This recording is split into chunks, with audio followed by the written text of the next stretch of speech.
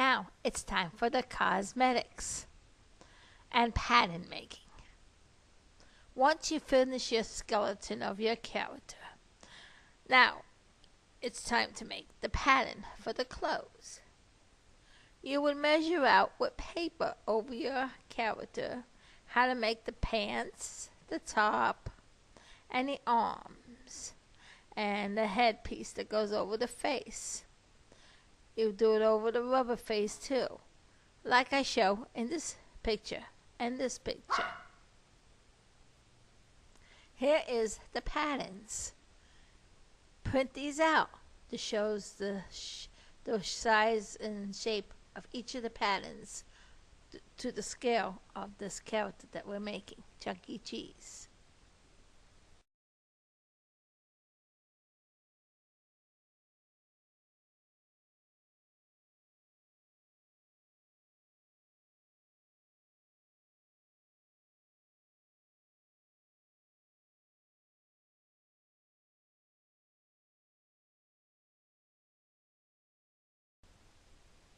Okay, now that you got your pattern, I made it easy for you what it looks like. You don't really have to trace it out, but if you're making an original one, you would have to measure your bottles and measure the size and all of that. Well, once you get it all sewn together, it's going to look good. This here video will show you how, step by step, how to sew this pattern together. Let's take a look-see and see how it goes.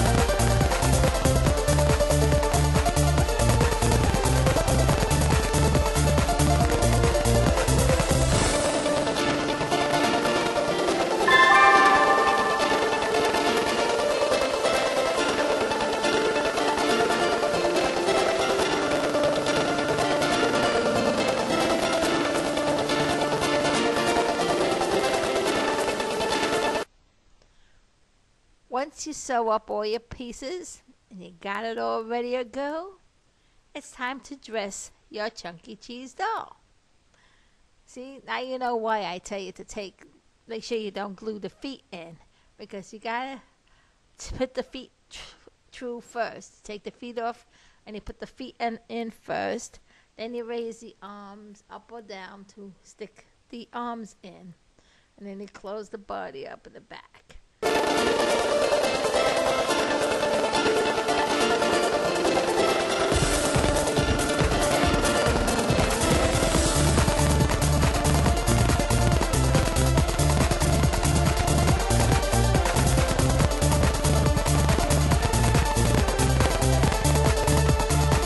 Then you stick your feet back into the bottom part of your thing, but don't glue them yet. Make it stand up. Make sure everything fits right. You may do a few more adjustments before you finally glue them in. Make sure everything is all perfect. And then, of course, you'll put your face over the face area, and you see what it looks like. Don't sew it completely closed yet. You gotta test your servos. In this video, it will show you the testing of the servos. It would also show you what he looks like finished. When you complete this Chuck E. Cheese, your character is ready for the show.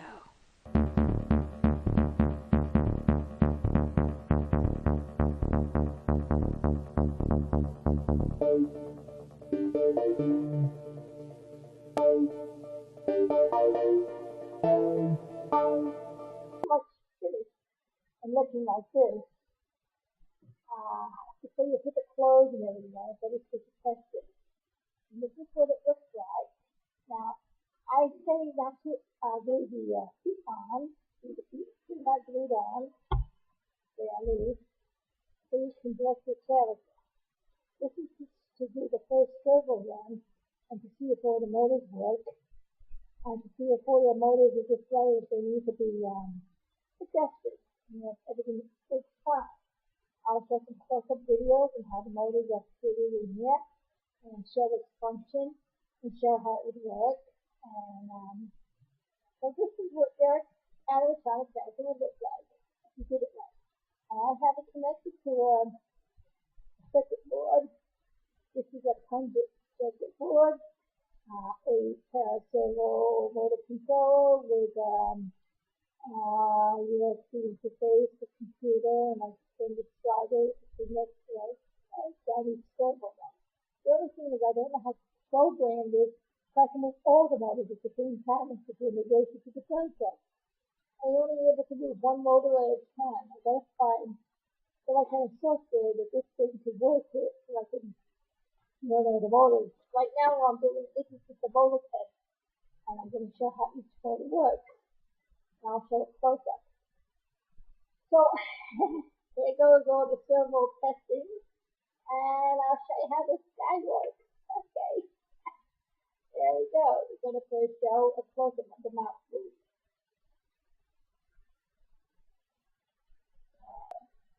Here we go with the mouth movement. Here's the mouth movement. I'm going to give you some close ups of how it works.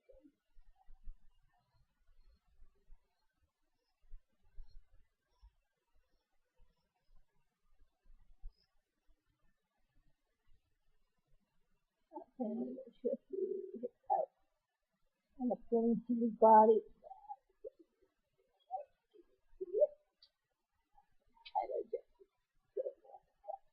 Now if you have them out work. Here's how it works from the back. It's how you get your servo to move, and then on the program, you move it to the right position. That looks the best for the mouth. And eventually you'll program it with the mouth.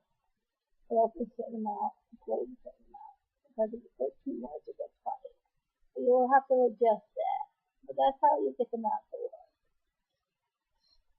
See, here's how the pivot works. You put your pivot in, and you got that thing going up and down. Connect it to your servo arm, or they call it servo horn.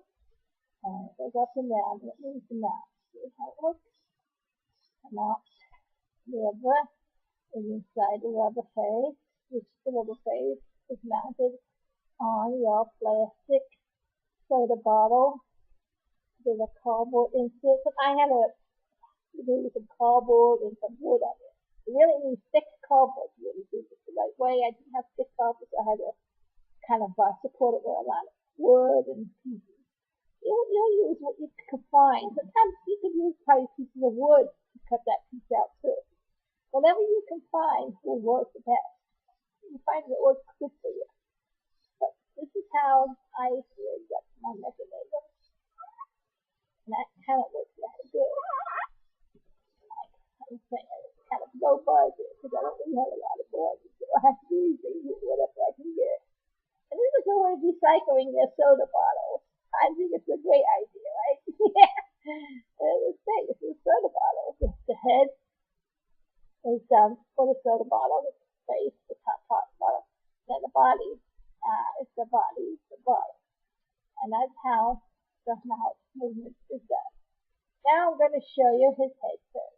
Now, I originally, on the Rockefeller explosion, I did head tilt up and down like that. And due to some characters, the head's very big.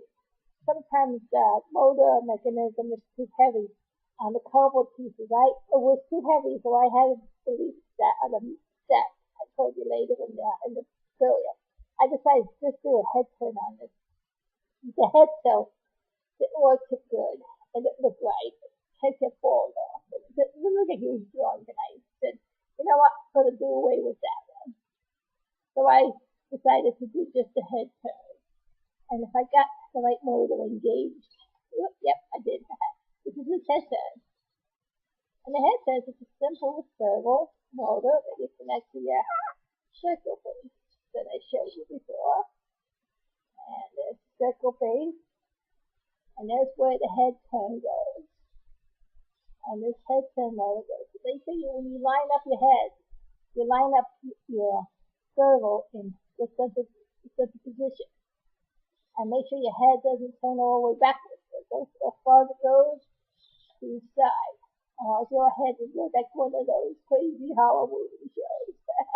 I don't think you would want your character to look like that. Unless you want to make a head turn around all the way. Just use a continuous rotation servo for that one. You want to make a crazy character that such things. We all know we can't turn our head all that way, but animated mechanical toys can. Right?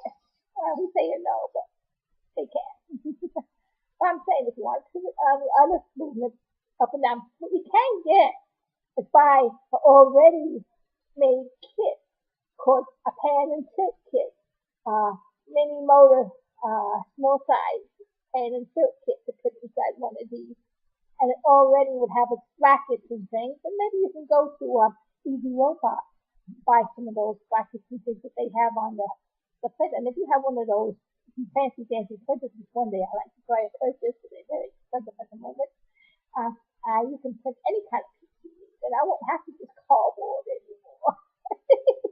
But until then, that's what I got to work with. So I worked with what I got. Now let's see.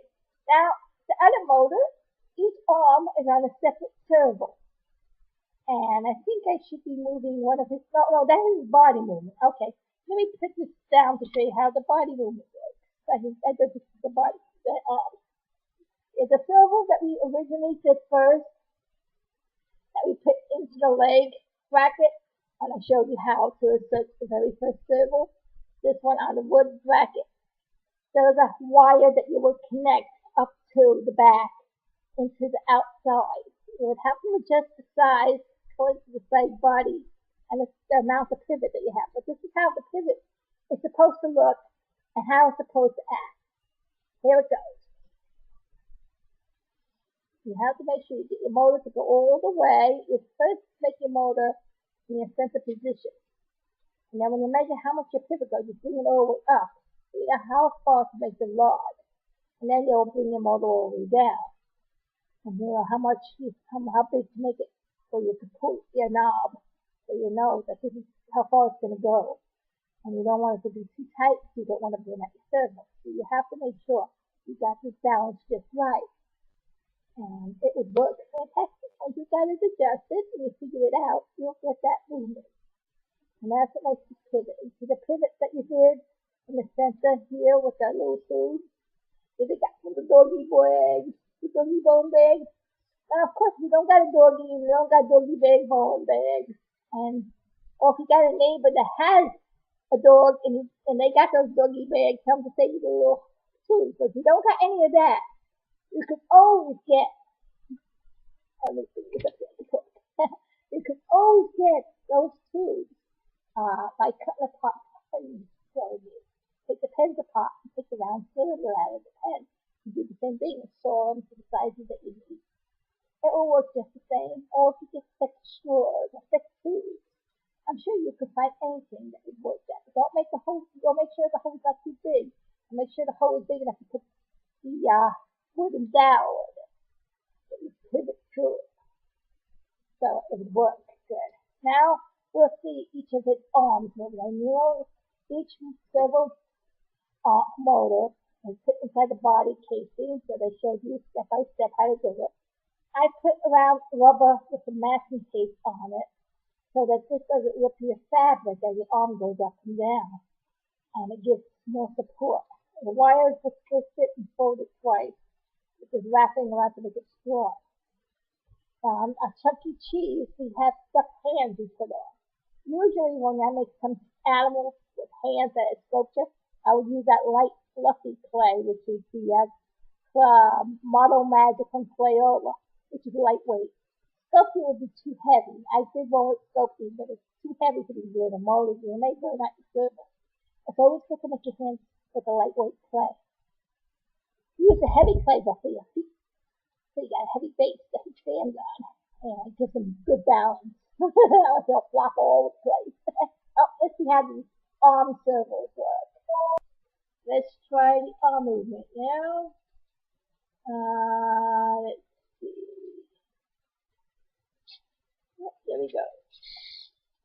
See, the arm movement is a servo that was inside here that we connect to the first bottom. We screw it in, as I showed you in the video, which I'm going to show you again. And the arm, again, you want to center that it goes back and then like that. You don't want it to go too far. And then you will adjust your movement according to which way you want your arms to move.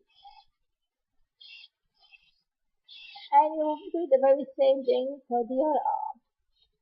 Like this. Show you the next arm movement. And this uses it up. There we go. Woo, that's something like that. Hey, everybody. I tell you, I'm Chuck E. Cheese. I'm going to say Teddy Watson. Well, that was inspirational. The way that started me off and all the animatronics and Smoke Disney World and all that stuff. Now that I'm able to do it myself, it's kind of fun. I love making things like this. It's so much fun. I can animate everybody and all kinds of stuff. You let your imagination run wild with you. You can do anything. You don't have to make things already been out there. You can create your own characters. You make all your own stuff. You sculpture your own faces. Sometimes you don't have to do a rubber face. You don't want to work at sculpturing. You're not good at sculpturing, but you're good at sewing. You can also make a plush face, a fabric face. So I'm going to try doing that one. I'm going to try to do Jasper, the dog that goes to Chuck E. Cheese. Now him, I wouldn't have to, I don't think I need to make a rubber face for Jasper because most of them is fuzzy face. It's not all that way. And when I do for the fur on here, I got to glue it around the eyes. When I do the other test, some of the other scenes, the eyes are funny. Because I wanted to try to make his eyes in his new, but there's not enough room inside the head to do that. A small one, but on a big one you can. And a big one you would have to use bigger size motors and all kinds of bigger stuff to make it work. But you see, you let your imagination go with you, and that's how you do it. Now, the next videos I do on this guy, he'll be all dressed up and ready to go. And so, good luck, everybody. Create all kinds of wonderful things. I hope this tutorial is helpful for you to make your own audio animatronic. Well, enjoy.